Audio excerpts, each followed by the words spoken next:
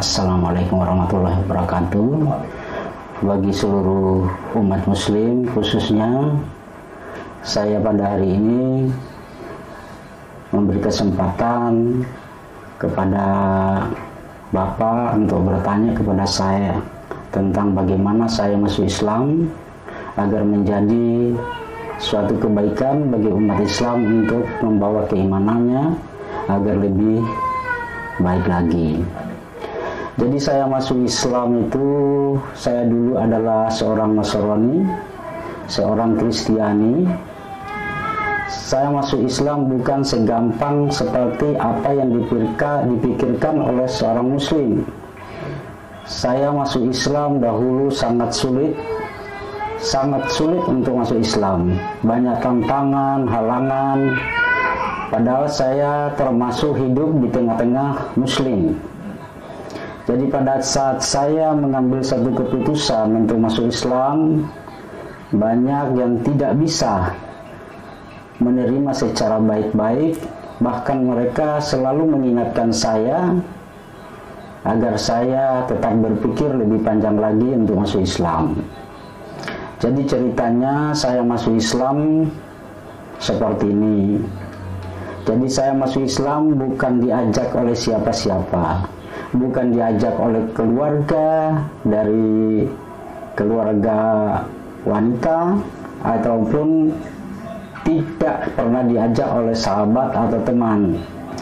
Tapi saya masuk Islam itu karena selama 5 malam saya didatangi oleh, kalau orang Islam katakan itu gaib, jadi barang yang tidak kelihatan oleh mata jasmani. Jadi ada yang mengatakan itu adalah malaikat. Jadi selama 5 malam mereka datang kepada saya dan mengajak saya untuk masuk Islam. Jadi saya masuk Islam bukan dari manusia, tapi dari sesuatu yang tidak kelihatan dengan mata jasmani. Dan saya yakin itu adalah para malaikat-malaikat. Dan setelah saya dipertemukan dengan para malaikat-malaikat ini, selama 2 bulan saya tidak bisa tidur. Selama 2 bulan tidak bisa tidur karena merasa saya ini adalah seorang Kristen. Saya adalah pelayan gereja, bahkan saya di gereja itu sebagai leadership maupun penginjilan di mana-mana. Bahkan kita itu dulu pendiri tempat ibadah di seluruh ruko-ruko di Surabaya. Dan saya juga berasal dari keluarga pendeta, mulai dari kakek saya,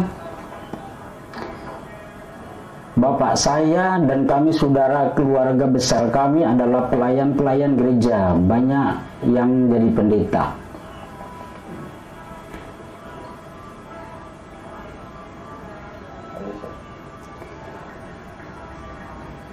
Itu mimpi 5 hari itu isinya apa, Dok? Jadi mimpi 5 hari itu sebetulnya setengah tidur ya, bukan mimpi. Jadi setiap kehadiran mereka jam 12 malam, mereka itu mengajak saya ke masjid. Dan di masjid itu setiap anak tangga, masjid itu anak tangganya 7. Jadi 7 anak tangga ini ada yang berdiri setiap tangga. Dan saya melihat di masjid itu penuh dengan wanita yang berpakaian putih. Wanita yang berpakaian putih penuh di dalam masjid. Saya ditarik sama malaikat ini untuk masuk, tapi saya tidak mau, sehingga saya pulang. Namun sebulan kemudian saya bermimpi, saya dibawa ke suatu pulau. Pulaunya sangat kecil, tapi saya tidak mau, sehingga saya lompat dari laut itu, lompat dari perahu, terjun ke laut. Lalu saya tidak bisa berenang dalam mimpi itu. Lalu ada seorang yang memakai serban putih mengangkat saya dari laut itu dan dibawa ke darat. Dan pesannya dari orang yang memakai baju putih itu, serban putih itu, berjanji pada saya bahwa dia akan menjemput saya kembali untuk meneruskan perjalanan.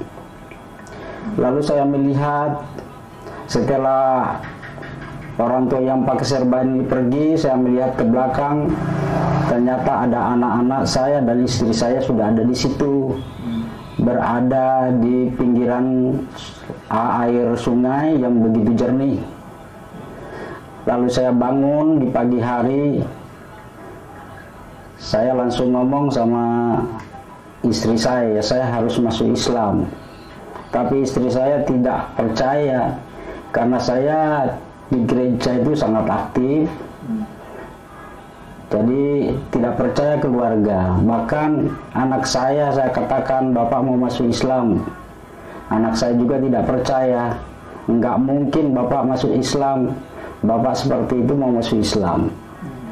Soalnya anak saya tahu, dulu anak saya pacaran sama Islam itu pun saya injak-injak, tidak boleh.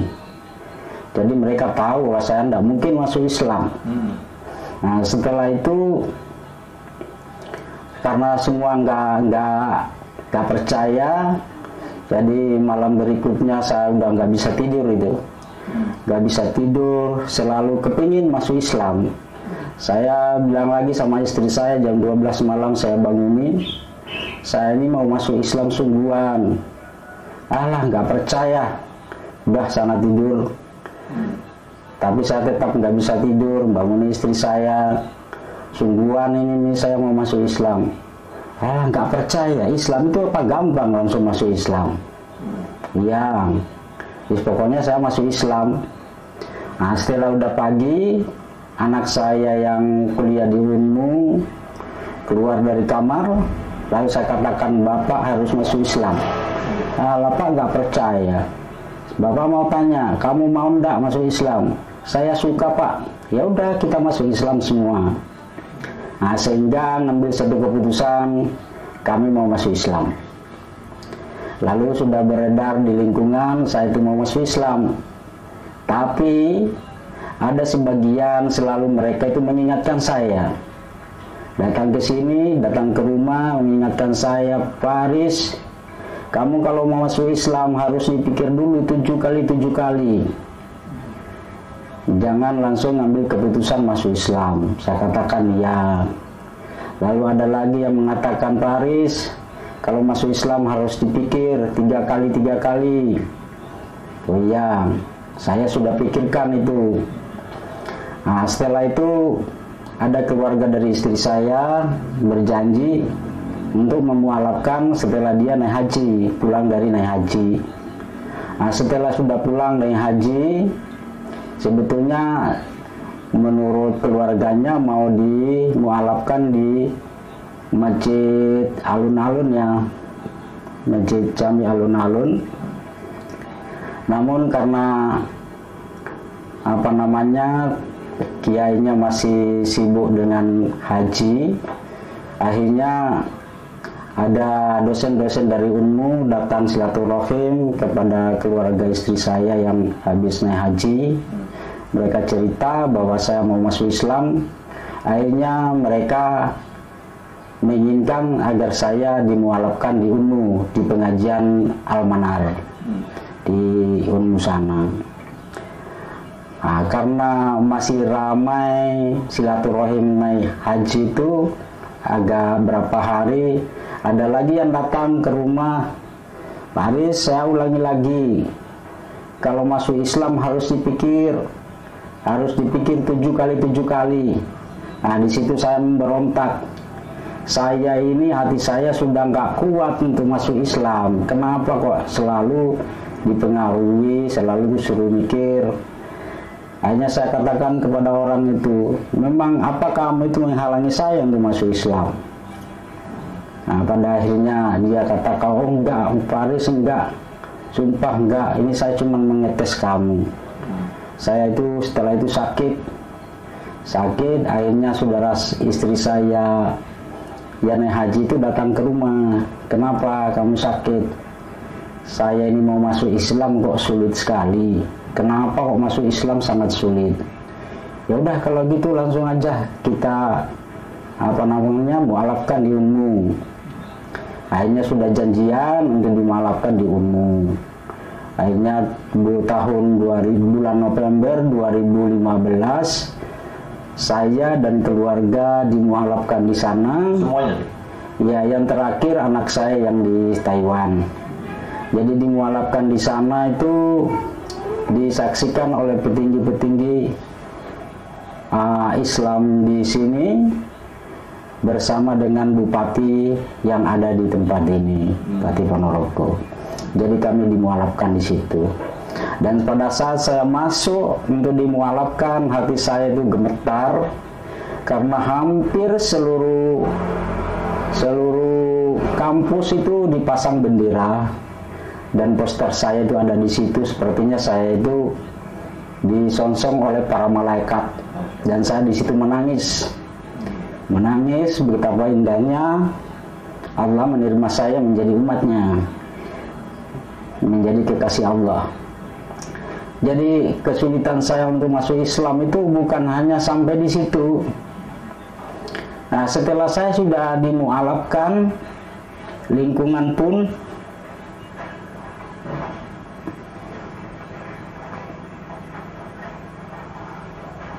tidak seberapa untuk memahami atau menerima saya sebagai seorang muslim.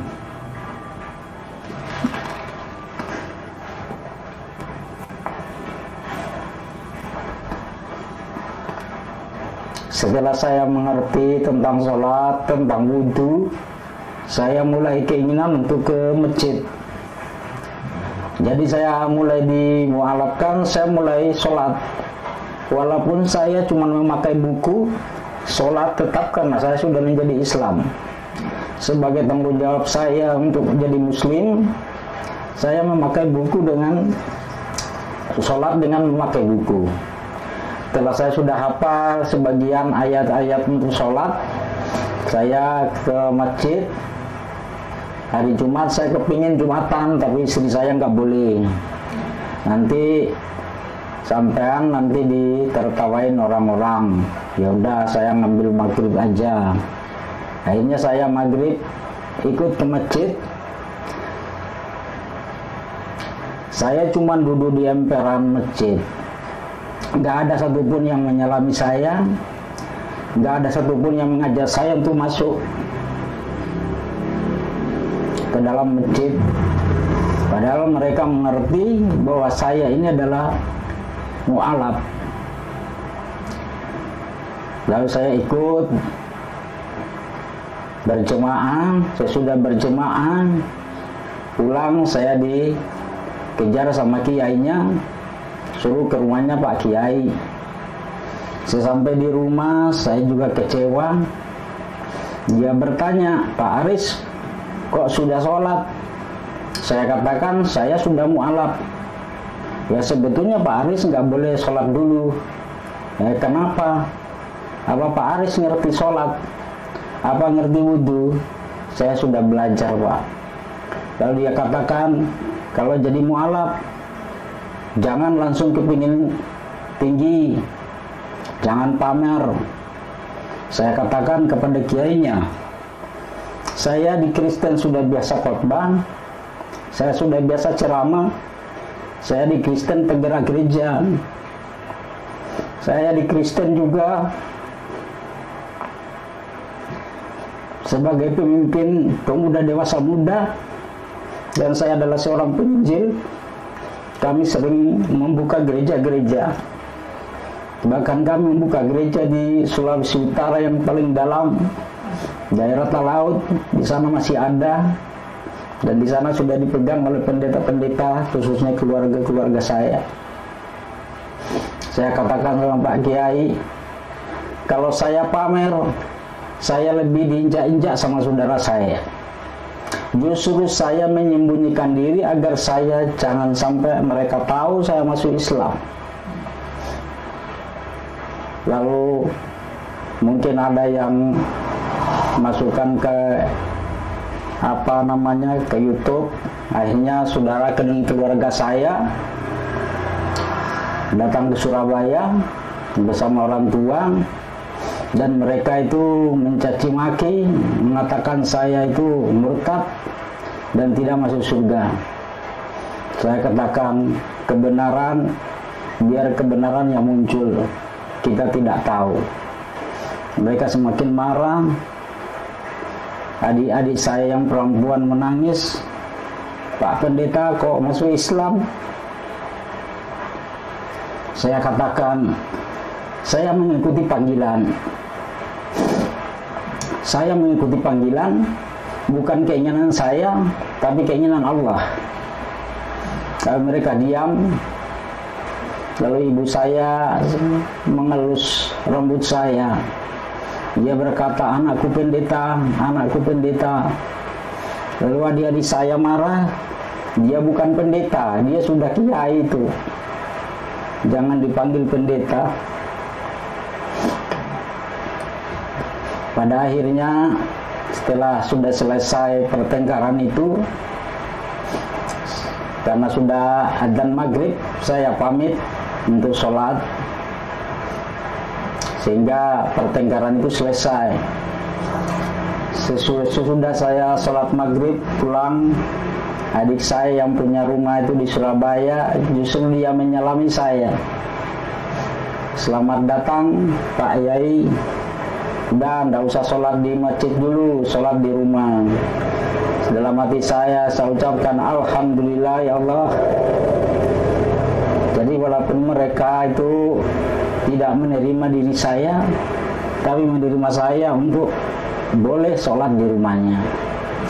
Jadi pada saat Isya, saya sholat di atas lantai 3 di rumah adik saya, dan di situ saya berdoa, "Ya Allah, berikan hidayah bagi keluarga saya yang belum mengenal Islam."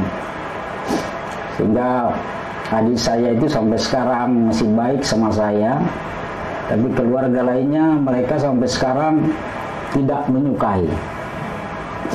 Bahkan mereka melarang saya itu memakai marga, gak boleh. Ini gak boleh memakai marga. Saya katakan tidak apa-apa, saya tidak memakai marga. Saya dibenci saudara, tapi Allah tidak membenci. Daripada aku dibenci Allah, lebih baik dibenci saudara. Itu perjalanan saya menjadi masuk Islam. Dan setelah saya sudah masuk Islam ini, saya ada kebanggaan tersendiri dalam hidup saya. Seperti itu, Pak. Waktu bermimpi 5 hari berturut-turut itu, Pak, itu Ustadz Aris tidak berkonsultasi kepada mungkin di gereja atau mungkin teman Kristen atau mungkin yang lain gitu? Ya, saya tidak itu sama orang-orang Kristen konsultasi, tapi saudara saya juga pendeta. Mereka itu mengatakan bahwa itu ujian kamu sebagai seorang pendeta. Jadi sebetulnya tidak masuk Islam, justru di gereja untuk pelayanan semakin dikuatkan, itu kata mereka.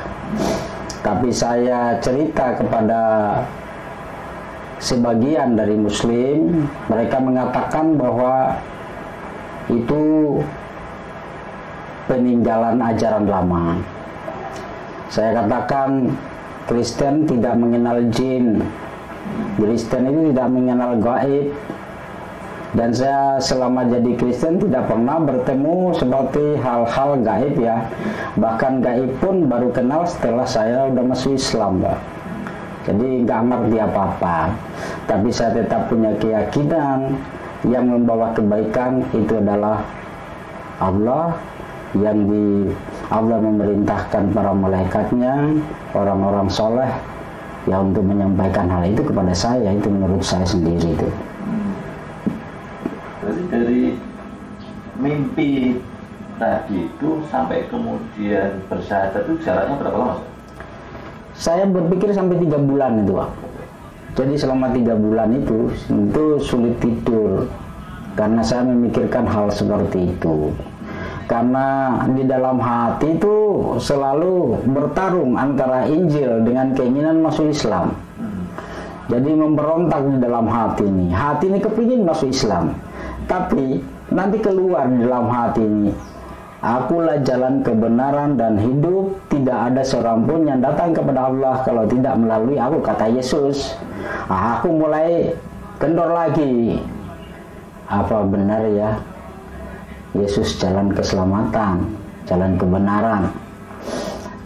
Lalu tiba-tiba hati saya terbuka. Ya memang Yesus itu jalan kebenaran. Pada saat itu dia sebagai pembawa kebenaran.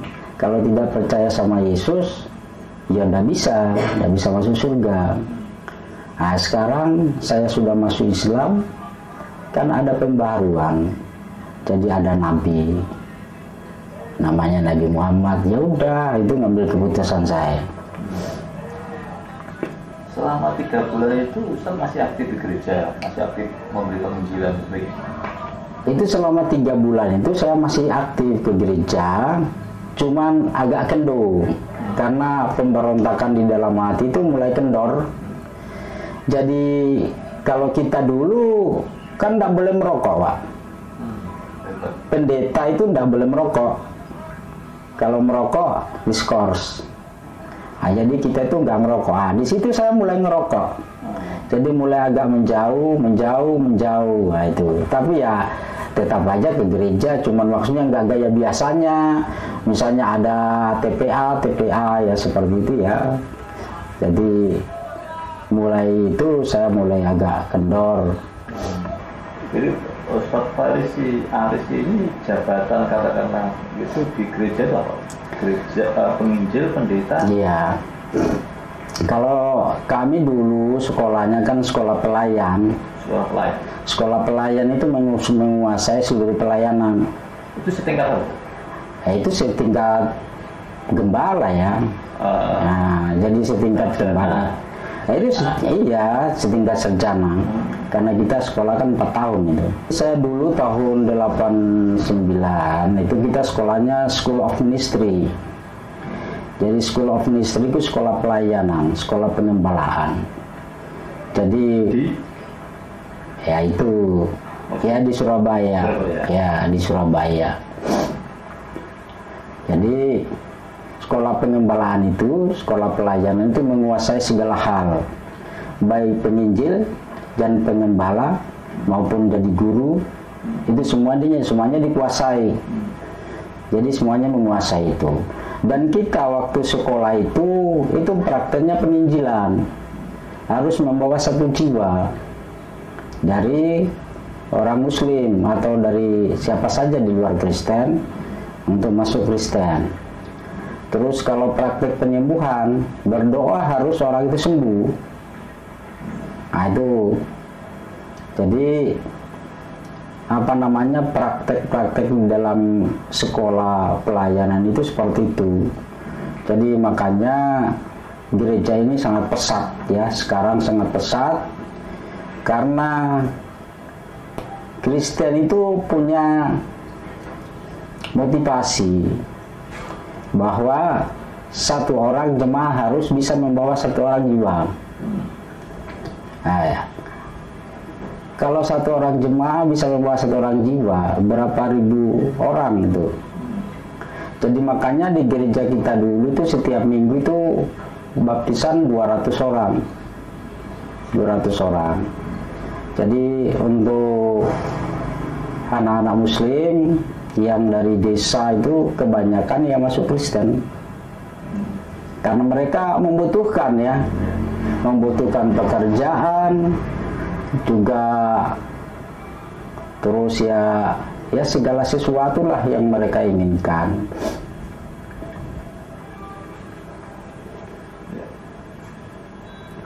Itu sekolah itu memang khusus di lingkungan gereja saja, bukan sekolah umum ya, yang diakui misalnya di atas izin pemerintah itu Mbak ya? Itu ya termasuk sudah, itu dari sinode Pak ya. Jadi itu aturan sinode sekolah Alkitab itu, dan memang sekolah itu sekolah sangat luar biasa menurut saya. Seleksinya ketat? Kalau untuk seleksi menjadi hamba Tuhan sangat ketat, sangat ketat. Tapi sekarang saya lihat itu tidak seperti dulu. Sekarang pokoknya mengenal itu sudah. Kalau dulu kan harus dibawa menjadi pelayan seorang pendeta. Kalau sekarang enggak. Yang penting dia mengenal itu ya sudah. Tapi sekolah Alkitab di Indonesia ini kan sekian banyak ya. Sekian banyak. Itu setiap tahunnya itu bisa berapa juta itu lulusannya itu. Nah, itu kan diharuskan untuk membawa jiwa. Dan memang visi misinya kita dulu itu menjadikan bangsa ini percaya, yakin kepada Yesus. Itu satu angkatan berapa jumlah? Kalau dulu kita itu kan baru, makanya kan ketat ya. Kan itu didirikan tahun 89 ya kalau nggak salah, jadi masih sedikit. Tapi sekarang semua jadi pendeta senior, jadi pendeta-pendeta besar orang-orang itu semua. Karena pelayanannya beda sama orang-orang itu. Bahkan cara khotbah pun berbeda. Kalau dibanding sama gereja lain sangat jauh. Makanya kalau gereja satu ini berdiri di situ, itu semua habis. Bahkan itu dari Katolik, dari Protestan, itu akan habis mengalir ke situ. Karena pelayanan mereka itu sangat luar biasa. Jadi mereka melayani itu harus berpuasa dulu. Puasa, jadi ada yang berpuasa 3 hari 3 malam, ada kalau gembala itu ada yang berpuasa 6 hari 6 malam. Jadi pada saat penginjilan kita puasa dulu. Kita mau menginjili daerah mana, kita puasa dulu. Jadi pada saat kita menginjili itu tidak ada seorang pun yang bisa mengatakan tidak. Dia nggak mau tapi diam. Tidak pernah memberontak, ya seperti itu. Jadi apa ya, makanya saya katakan kepada seluruh umat muslim, hati-hati kalau kita duduk sendiri, hati-hati kalau kita duduk di bis sendiri, hati-hati kalau kita menunggu seseorang tapi sendirian. Jadi penginjilan ini pasti di mana-mana ada. Dari itu pun kita tidak bisa memberikan bukti, karena kita diajarkan untuk tidak membawa sehelai isi Alkitab. Hanya ada di dalam hati yang kita perlu ucapkan, karena itu sudah sekolah ya seperti itu. Jadi apa yang harus kita injilkan, ya itu sudah ada di otak. Jadi tinggal ngajak, kalau mau terima, ya kita ajak doa. Satu contoh, saya nginjili di bis, ketemu orang, misalnya orang Nganjuk. Kamu rumahnya mana? Saya ada di Nganjuk. Alamatnya mana? Ini. Baru kita injili, dia setengah iya setengah enggak. Nah, kita oporkan kepada pendeta Nganjuk. Kita telepon, Pak Pendeta, ini ada jiwa, tolong diteruskan. Ya seperti itu penginjilan orang Kristen. Jadi makanya menurut kita orang muslim tidak ada gerakan, padahal gerakannya luar biasa itu. Diam ya? Iya, diam tapi menyebar. Makanya lihat di Surabaya, anak muda dari desa Islam sampai sana jadi Kristen. Ya enak di perusahaan, tidak kerja, istirahat, diajak doa, ibadah, dikasih duit, dikasih makan, daripada kerja keluar keringat. Ya seperti itu. Baik. Keluarga Ustaz Aris memang keluarga pendeta semua? Iya. Jadi keluarga saya mulai dari opa saya zaman Belanda itu pendeta. Jadi marga saya itu Sasau Tareluan itu hampir menyeluruh pelayan pendeta, hampir seluruhnya.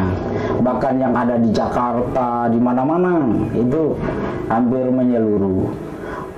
Akhirnya mereka tidak bisa menerima saya masuk Islam, tidak boleh. Bahkan saya itu tidak boleh pulang sana. Jadi dilarang sama mereka. Karena mungkin sampai sekarang lah, ibu saya baru meninggal, nggak ada yang ngabarin. Adik saya yang ngasih tempat untuk sholat itu ngabarin, tapi anak-anak takut nanti ada apa-apa di sana. Akhirnya saya ulur nggak pulang karena takut ya. Takut karena di sana mayoritas Kristen. Di sana itu satu kabupaten cuma satu masjid. Apa? Di mana? Di daerah Talaut. Tepatnya? Nah, tempatnya di daerah Lirung ya. Kota, provinsi. Oh, itu kabupaten. Kabupaten mana? Kabupaten Talaut. Talaut? Iya. Provinsinya? Provinsi Sulawesi Utara, Manado. Iya, itu di tempat tadi saya kita buka gereja di situ. Kalau di Manadonya kita ada di Politeknik. Ini ceritanya gimana? Ini antum dari Manado. Iya. Terus bisa jatuh ke mana? Jadi saya dulu itu umur 18 tahun lulus sekolah SMA. Saya meneruskan kuliah di Surabaya. Yang tadi itu ya? Ya, saya kuliah di Surabaya di Simolowaru sana, di mana Unitomo ya. Oh, itu. Ya, saya dulu kuliah di sana. Ya, ini ya kecantol sama perempuan sih ya. Ya kecantolnya ya di Surabaya ya. Seperti itu. Ya dulu niatnya kan sekolah. Berarti waktu kuliah di Unitomo itu sudah masuk sekolah penginjilan tadi? Oh belum. Setelah sudah selesai kan 89. Saya habisnya kan 89. Nah, setelah itu sekolah pelayanan itu. Setelah lulus sarjana? Iya, setelah lulus baru sekolah pelayanan di situ. 4 tahun lagi? 4 tahun lagi. Tapi kan sudah nikah itu. Sudah nikah sambil kerja, ya ikut pelayanan itu. Ikut sekolah itu. Sampai 4 tahun? 4 tahun. Lulus? Iya lulus, ada 2 sertifikat ya itu. Wisuda. Berarti waktu nikah, mohon maaf ya, jika boleh. Ibu berarti Muslim? Iya masuk Kristen dulu. Sebelum nikah? Iya, jadi istri saya kita Kristen. Jadi istri saya kita nikah itu nikahnya nikah Kristen, baru ya ke Kristen terus. Ya sebelumnya Muslim. Iya. Iya. Masuk Kristen. Bahkan keluarga sini tidak tahu istri saya masuk Kristen, tidak tahu. Tidak ada yang tahu. Nah, jadi saya punya surat nikah itu ada 2, nikah Muslim, nikah Kristen. Nah, saya dulu nikah Muslim itu cuman menyenangkan hati orang tuanya. Bukan sejujurnya itu saya masuk Islam, tidak ada. Oh, waktu nikah. Nah, ya ikut Islam tapi maksudnya nggak benar gitu. Ya cuman kepingin, ya. Jadi akhirnya setelah habis nikah Islam, kita nikah Kristen. Jadi langsung nikah Kristen karena kita seorang pelayan itu nggak boleh kalau nggak dijadikan satu pernikahan itu. Harus dinikahkan lagi. Ya seperti itu. Setelah masuk Islam itu belajar dong ya. Artinya kemudian belajar tentang Islam. Ya. Katakanlah kalau disuruh atau diminta membandingkan gitu. Oke. Antara Islam dan Kristen itu gimana tuh? Jadi sekarang saya sudah Islam. Jadi makna dari Alkitab itu terbuka bagi saya, dibukakan oleh Allah. Jadi perbedaannya Islam itu tidak mengakui sebagai Yesus anak Allah. Sedangkan orang Kristen mengakui bahwa Yesus itu anak Allah. Bahkan mengakui orang Kristen bahwa Yesus itu Allah. Sedangkan orang Kristen tidak ada Tuhan selain Allah.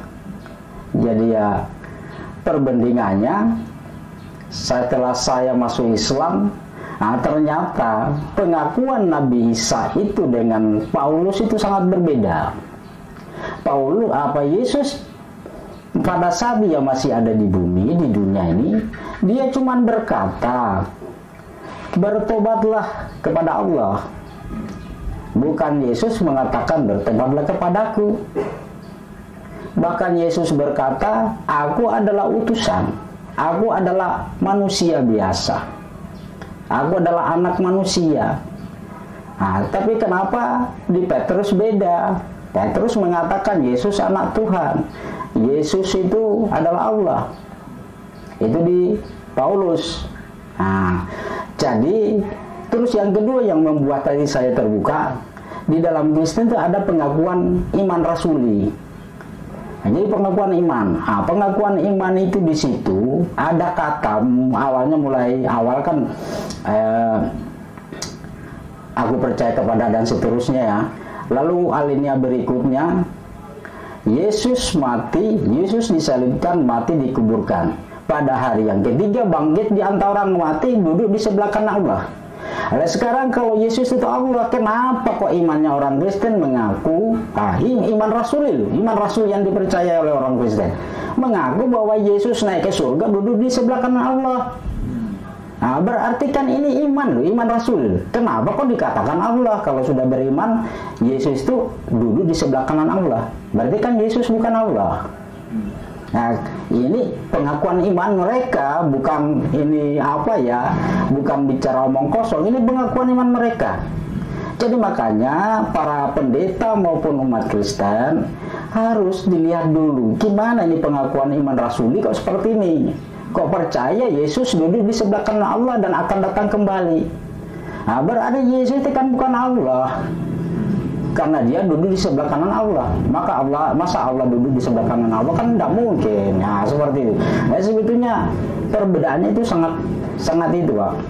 Sangat beda dengan Paulus. Paulus selalu mengatakan Yesus itu Tuhan, Yesus itu anak Allah. Itu kan berbeda dengan pengakuan Yesus. Bahkan Yesus sendiri mengatakan, aku datang ke dunia ini untuk mengumpulkan bani-bani Israel yang tercerai-berai. Mengumpulkan mereka, Bani Israel. Sehingga orang Kristen sekarang teologianya itu mengatakan bahwa kita ini Bani Israel rohani. Itu pengakuannya, imannya mereka seperti itu. Jadi kalau memang kita bisa membedakan antara Paulus dengan perkataan Yesus, insya Allah banyak orang masuk Islam. Iya, Pak. Insya Allah. Mulai dari pernyataan pertama Nabi Isa itu tidak pernah mengatakan dirinya Tuhan, tidak ada. Tidak ada perkataan Nabi Isa dia adalah Allah. Perkataannya dia, aku adalah utusan. Aku diutus oleh Bapa. Bapa ini sebetulnya bukan Bapa, itu Bapa orang tua. Yang diutus oleh yang maha besar, yang diutus oleh yang maha mulia. Cuman bahasa mereka itu Bapa itu dikira orang tua. Padahal aku diutus oleh Bapa itu diutus oleh yang mulia, itu Allah. Itu. Terus kedua, kenapa Yesus itu disebut anak Tuhan bagi orang Kristen itu? Itu karena makna dari mereka sendiri. Mungkin ya kalau saya sendiri karena sudah terbuka lain maknanya. Jadi perkataan Yesus anak Tuhan itu sebetulnya dimulai daripada saat Nabi Isa itu dibaptis di Sungai Yordan oleh Yahya. Di dalam Islam itu Nabi Yahya ya. Itu yang membaptis itu kalau di dalam Islamnya sebetulnya mandi besar ya. Lalu setelah dimasukkan ke dalam air oleh Nabi Yahya, lalu keluar dari air, lalu ada suara, inilah anakku yang kukasihi, kepadanya lah aku berkenan. Menurut orang percaya ini bahwa anakku berkenan dikira anaknya Tuhan. Padahal satu contoh, saya punya murid atau punya santri yang pintar. Ada yang datang ke sini, dia bertanya, siapa itu Pak Ustadz? Ini anakku. Padahal kan bukan. Ini cuma anak didik, santri yang terbaik. Ya demikian juga Nabi Isa. Allah mengatakan ini adalah anakku, dia adalah seorang utusan. Dia bukan anaknya Tuhan menurut orang yang percaya anak Tuhan itu. Iya. Jadi memang kalau belum masuk Islam itu tertutup, ditutupi, jadi nggak terbuka di situ itu. Iya. Apa pesan antum kepada para mualaf, orang-orang yang mau masuk Islam atau orang-orang yang baru masuk Islam? Iya. Jadi pesan saya bagi seluruh para mualaf, ayo kita bersama-sama menjadi seorang mualaf yang benar. Jadi kita menyampaikan sesuatu yang benar agar menjadi kebaikan bagi orang-orang muslim.